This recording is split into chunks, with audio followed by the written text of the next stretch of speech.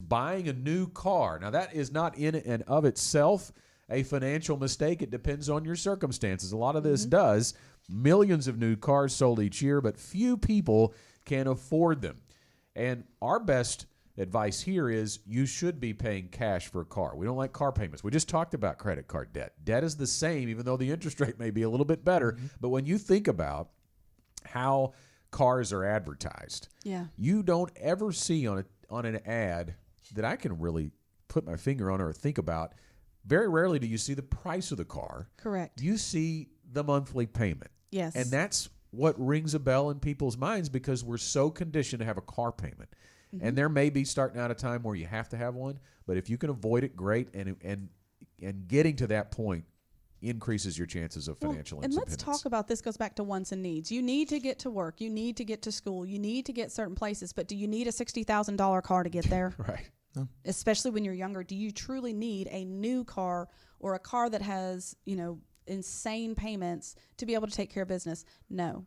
If you can, kind of, for lack of a better way to put it, suck it up and get what you can afford so that you can build some payments to yourself and your savings, then when you go to trade that in or when it's lost its last legs, then you can get a better car and build towards the one you want. Delayed gratification again. Get what you need, work for what you want.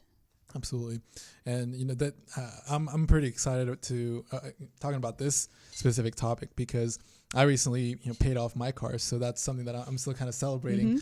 I was able to making extra payments again, kind of like you mentioned, that targeted approach, right, of using my extra income to put towards that one payment instead of scattering it everywhere. And with that, I was able to pay it off, over 2.5 years, That's awesome. Early. Yeah. It was a pretty big win. Felt amazing. So again, I just definitely want to encourage folks.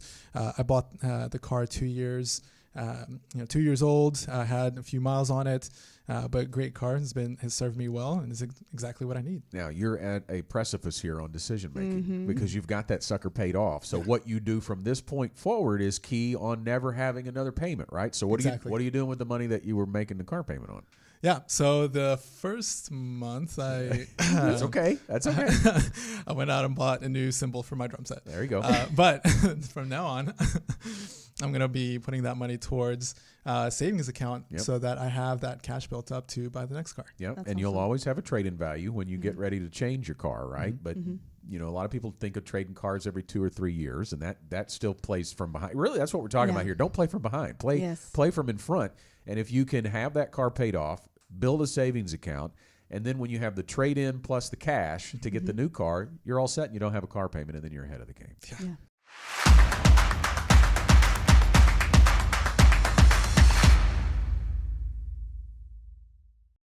Want more content like this delivered to your inbox weekly? Visit fastest4.com to learn more.